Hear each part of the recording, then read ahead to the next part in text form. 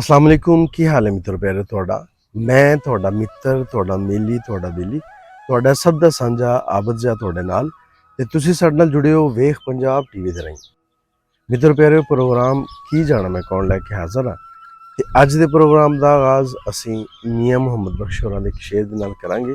ਜਿਸ ਦਿਲੇ ਵਿੱਚ ਇਸ਼ਕ ਨਾ ਰਚਿਆ ਕੁੱਤੇ ਉਸ ਤੋਂ ਚੰਗੇ ਮਾਲਕ ਦੇ ਘਰ ਰਾਖੀ ਕਰਦੇ ਸਾਬਰ ਭੁੱਖੇ ਨੰਗੇ।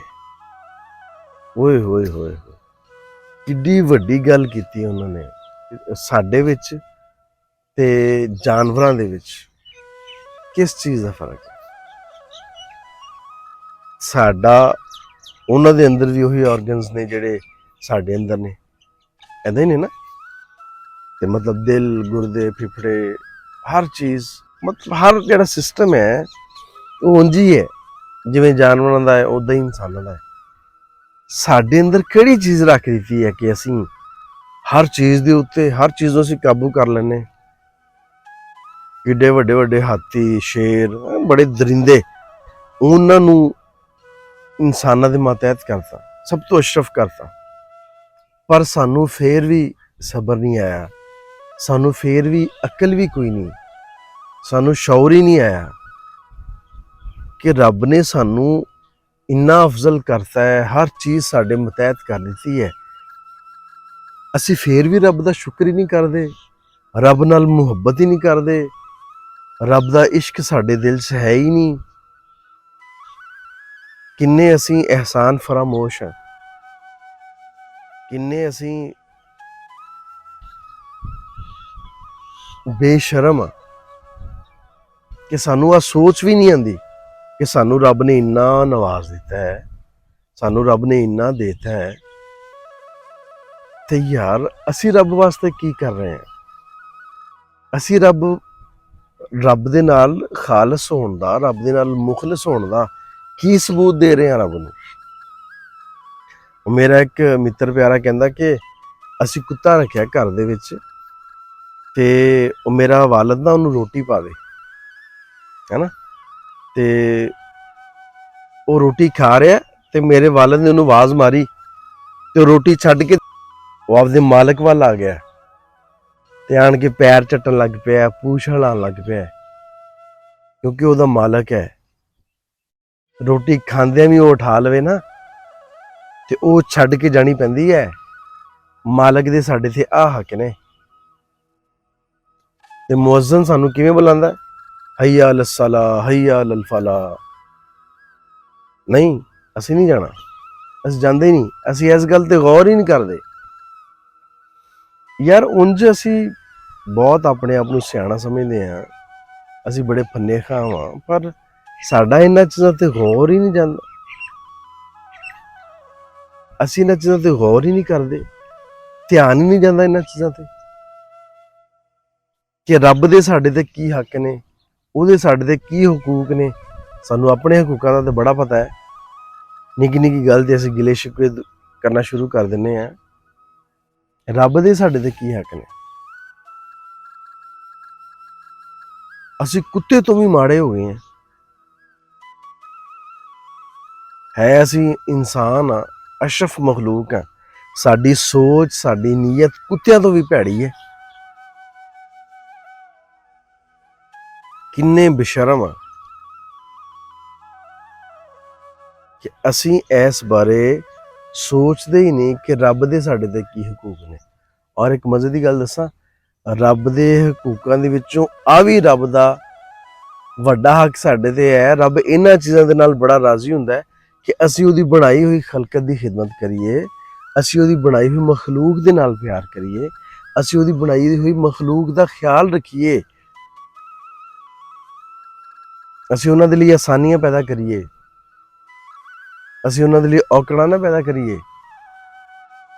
ਅਸੀਂ ਜੇ ਕਿਸੇ ਨੂੰ ਉੱਤੇ ਜਾਂਦਾ ਵੇਖੀਏ ਤੇ ਅਸੀਂ ਖੁਸ਼ ਹੋਈਏ, ਅਸੀਂ ਜੇ ਕਿਸੇ ਨੂੰ ਤਰੱਕੀ ਕਰਦਾ ਵੇਖੀਏ ਤੇ ਅਸੀਂ ਰਾਜ਼ੀ ਹੋਈਏ, ਅਸੀਂ ਉਹਦੇ ਵਾਸਤੇ ਦੁਆ ਕਰੀਏ, ਸਾਡੇ ਢਿੱਡ 'ਚ ਪੀੜ ਨਾ ਹੋਵੇ। ਜੇ ਸਾਡਾ ਕੋਈ ਲੱਗਦਾ ਲਗਾਉਂਦਾ, ਸਾਡੇ ਆਲ ਦੁਆਲ ਦਾ ਸਾਡਾ ਕੋਈ ਮਿੱਤਰ ਪਿਆਰਾ ਉਹ ਕੋਈ ਤਰੱਕੀ ਵਾਲੇ ਪਾਸੇ ਜਾ ਰਿਹਾ ਹੋਵੇ ਤੇ ਅਸੀਂ ਉਹਨੂੰ ਦੁਆ ਦਈਏ ਕਿ ਯਾਰ ਤੂੰ ਬੜੀ ਮਿਹਨਤ ਕੀਤੀ ਹੈ, ਅੱਲਾ ਤੇਰੇ ਤੇ ਬੜਾ ਕਰਮ ਕੀਤਾ, ਅੱਲਾ ਤੈਨੂੰ ਕਾਮਯਾਬੀਆਂ ਦੇਵੇ। ਸਾਨੂੰ ਤੇ ਤਕਲੀਫ ਹੋਣਾ ਸ਼ੁਰੂ ਹੋ ਜਾਂਦੀ ਹੈ ਕਿ ਆਹ ਚੀਜ਼ ਇਹਦੇ ਕੋਲੇ ਕਿਉਂ ਹੈ, ਮੇਰੇ ਕੋਲੇ ਕਿਉਂ ਨਹੀਂ। ਕੁੱਤਾ ਇੱਕ ਰੋਟੀ ਪਿੱਛੇ ਆਪਣੀ ਜਾਨ ਦੇ ਦਿੰਦਾ।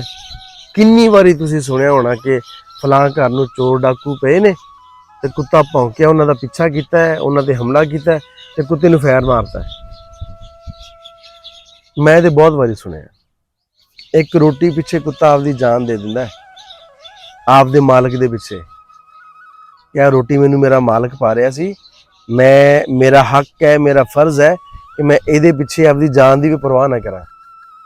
ਤੇ ਰੱਬ ਸਾਨੂੰ ਕੀ ਦੇ ਰਿਹਾ? ਰੱਬ ਸਾਨੂੰ ਕਿੰਨਾ ਨਵਾਜ਼ ਰਿਹਾ। ਚੰਗੇ ਕੱਪੜੇ, ਚੰਗੀ ਰੋਟੀ। ਅਸੀਂ ਤੇ ਅਫਤਾਰੀ ਕਰਨ ਲੱਗਿਆ ਸਾਡੇ ਅੱਗੇ 10 ਡਿਸ਼ਾਂ ਪਈਆਂ ਹੁੰਦੀਆਂ ਨੇ, ਅਸੀਂ ਫੇਰ ਸ਼ੁਕਰ ਨਹੀਂ ਅਦਾ ਕੀਤਾ ਹੱਥ ਚੁੱਕ ਕੇ ਯਾ ਅੱਲਾ ਤੇਰਾ ਸ਼ੁਕਰ ਹੈ, ਇੰਨਾ ਸੋਹਣਾ ਰਿਜ਼ਕ ਦਿੱਤਾ ਹੈ, ਇੰਨਾ ਸੋਹਣਾ ਘਰ ਦਿੱਤਾ ਹੈ, ਇੰਨੀ ਸੋਹਣੀ ਗੱਡੀ ਦਿੱਤੀ ਹੈ, ਜੀ ਸਾਰੇ ਸਲਾਮਤ ਨੇ, ਇੰਨਾ ਸੋਹਣਾ ਸਰੀਰ ਦਿੱਤਾ ਹੈ, ਸਿਹਤ ਦਿੱਤੀ ਹੈ, ਤੰਦਰੁਸਤੀ ਦਿੱਤੀ ਹੈ। ਇੰਨੇ ਹੀ ਕਹਿ ਤਾਂ ਰੱਬ ਇੰਨੇ ਨਾਲ ਹੀ ਰਾਜ਼ੀ ਹੋ ਜਾਂਦਾ ਹੈ। ਜਿਵੇਂ ਮਾਂ ਦੇ ਵਾਸਤੇ ਨਿੱਕਾ ਜਿਹਾ ਤੁਸੀਂ ਕੰਮ ਕਰ ਲਓ ਨਾ ਤੇ ਮਾਂ ਰਾਜ਼ੀ ਹੋ ਜਾਂਦੀ ਹੈ, ਤੇ ਰੱਬ ਵਾਸਤੇ ਵੀ ਨਿੱਕਾ ਜਿਹਾ ਕੋਈ ਕੰਮ ਕਰ ਲਈਏ ਨਾ, ਹੋਵੇ ਖਾਲਸ ਉਹਦੇ ਵਾਸਤੇ, ਤੇ ਉਹ ਰਾਜ਼ੀ ਹੋ ਜਾਂਦਾ ਹੈ। ਉਹਨੂੰ ਰਾਜ਼ੀ ਕਰਨਾ ਮੁਸ਼ਕਿਲ ਨਹੀਂ ਹੈ।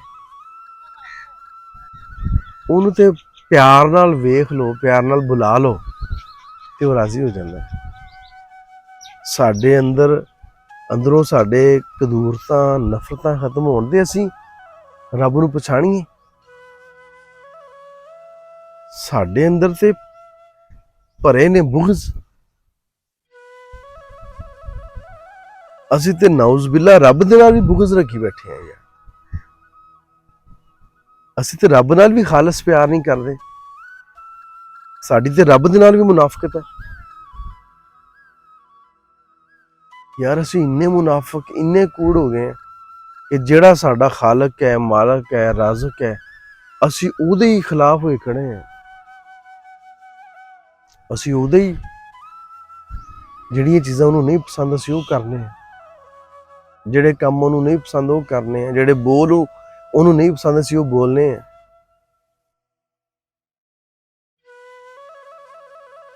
ਅਸੀਂ ਆਪਣੇ ਆਪ ਦਾ ਮਕਾਮ ਵੇਖੀਏ, ਅਸੀਂ ਆਪਣੇ ਆਪ ਦਾ ਰੁਤਬਾ ਵੇਖੀਏ, ਅਸੀਂ ਆਪਦੇ ਕੰਮ ਵੇਖੀਏ,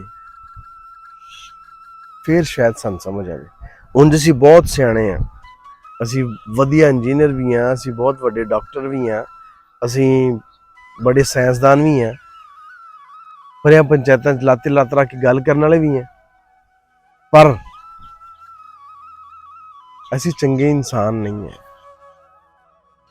ਇਨਸਾਨੀਅਤ ਸਾਡੇ ਅੰਦਰੋਂ ਖਤਮ ਹੋ ਗਈ ਹੈ।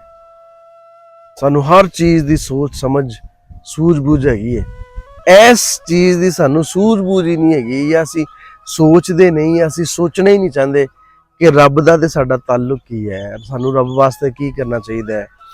ਉਹਨੇ ਇੰਨਾ ਜੋ ਸਾਨੂੰ ਦੇਤਾ ਹੈ, ਇੰਨਾ ਨਵਾਜ਼ਤਾ ਹੈ, ਤੇ ਸਾਨੂੰ ਉਹਦੇ ਵਾਸਤੇ ਕੀ ਕਰਨਾ ਚਾਹੀਦਾ।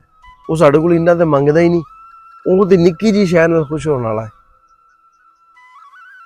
ਉਹ ਤੇ ਬਹੁਤ ਬਹੁਤ ਵੱਡਾ ਹੈ। ਉਹ ਤੇ ਕੁਨ ਕਹਵੇ ਤੇ ਸਾਰਾ ਕੁਝ ਹੋ ਜਾਂਦਾ ਹੈ। ਕੁਨ ਕਹਵੇ ਕਿ ਹੋ ਜਾ ਤੇ ਨਾਲ ਹੀ ਸਾਰਾ ਕੁਝ ਹੋ ਜਾਂਦਾ, ਜਿਵੇਂ ਉਹ ਚਾਹ ਰਿਹਾ, ਜਿਵੇਂ ਉਹ ਸੋਚ ਰਿਹਾ। ਅਸੀਂ ਆਪਣੇ ਆਪ ਨੂੰ ਪਤਾ ਨਹੀਂ ਕੀ ਸੂਰਮਾ ਸਮਝਨੇ, ਅਸੀਂ ਕਹਿੰਦੇ ਕਿ ਪਤਾ ਨਹੀਂ ਕੀ ਅਸੀਂ ਬਣ ਗਏ, ਬਣਾਏ ਉਹਦੇ ਆ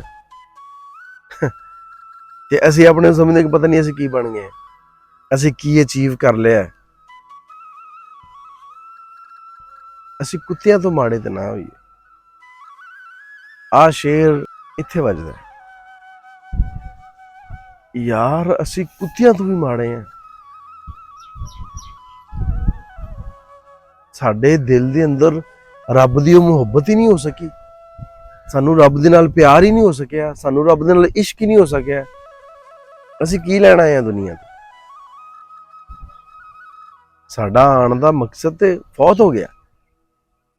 ਅਸੀਂ ਲੁਕਾਈ ਦੇ ਨਾਲ ਪਿਆਰ ਕਰੀਏ, ਇਹ ਵੀ ਰੱਬ ਨੂੰ ਰਾਜ਼ੀ ਕਰਨ ਵਾਲੀ ਗੱਲ ਹੈ। ਬਲਕਿ ਸਭ ਤੋਂ ਸੋਹਣੀ ਗੱਲ ਹੀ ਇਹ ਹੈ ਅਸੀਂ ਕੁਝ ਤੇ ਉਹਦੇ ਵਾਸਤੇ ਮੁਖਲਸ ਹੋ ਕੇ ਕਰ ਲਈਏ, ਕੋਈ ਨਿੱਕਾ ਜਿਹਾ ਕੰਮ ਹੀ ਕਰ ਲਈਏ ਮੁਖਲਸ ਹੋ ਕੇ ਨਾ, ਜਿਹੜੇ ਕੰਮ ਦਾ ਜਾਂ ਸਾਨੂੰ ਪਤਾ ਹੋਵੇ ਜਾਂ ਰੱਬ ਨੂੰ ਪਤਾ ਹੋਵੇ, ਬਸ ਉਹ ਕਿਸੇ ਤੀਸਰੇ ਬੰਦੇ ਨੂੰ ਪਤਾ ਹੀ ਨਾ ਹੋਵੇ। ਐਸੇ ਤੇ ਆਟੇ ਦਾ ਥੈਲਾ ਦੇਣ ਲੱਗੇ ਤਸਵੀਰਾਂ ਖਿਚਵਾਉਣੇ, ਉਹ ਜਿਹੜਾ ਲੈਣ ਵਾਲਾ ਹੈ ਉਹਨੂੰ ਕਿੰਨੀ ਸ਼ਰਮਿੰਦਗੀ ਹੁੰਦੀ ਹੋਏਗੀ, ਉਹਦੀ ਇੱਜ਼ਤ ਨਫਸ ਕਿੰਨੀ ਮਜਰੂ ਹੁੰਦੀ ਹੋਏਗੀ। ਉਹ ਵਿਚਾਰੀਆਂ ਬੀਬੀਆਂ ਭੈਣਾਂ ਨੀਵੀਂ ਪਾ ਕੇ ਖੜੀਆਂ ਨੇ, ਚੌਧਰੀ ਸਾਹਿਬ ਨੇ ਐ ਸੀਨਾ ਤਾੜ ਕੇ ਤੇ ਜਨਾਬ ਤਸਵੀਰਾਂ ਖਿਚਵਾ ਰਹੇ ਨੇ। ਉਹ ਸ਼ਰਮ ਕਰੀਏ ਯਾਰ, ਅਸੀਂ ਇੰਜ ਦੇ ਤੇ ਨਹੀਂ ਸਾਂ, ਸਾਡਾ ਮਿਆਰ ਤੇ ਆ ਨਹੀਂ ਹੈ।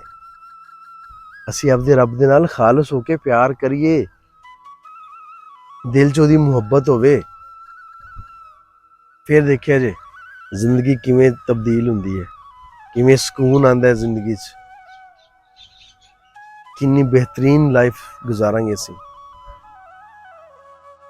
ਉਮੀਦ ਹੈ ਕਿ ਅਸੀਂ ਸਾਰੇ ਇਸ ਗੱਲ ਤੇ ਗੌਰ ਜ਼ਰੂਰ ਕਰਾਂਗੇ।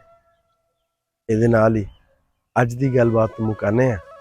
ਆਪਣਾ ਤੇ ਆਪਣੇ ਆਲ ਦੁਆਲ ਦਾ ਰੱਖਿਆ ਜੇ ਢੇਰ ਸਾਰਾ ਖਿਆਲ। ਮੇਰਾ ਪਿਆਰ, ਮੇਰੀ ਮੁਹੱਬਤਾਂ ਤੁਹਾਡੇ ਸਾਰਿਆਂ ਦੇ ਨਾਲ। ਜਿਉਂਦੇ ਵਸੋ ਤੇ ਖਿੜਖਿੜ ਹੱਸੋ। ਰੱਬ ਰੱਖ।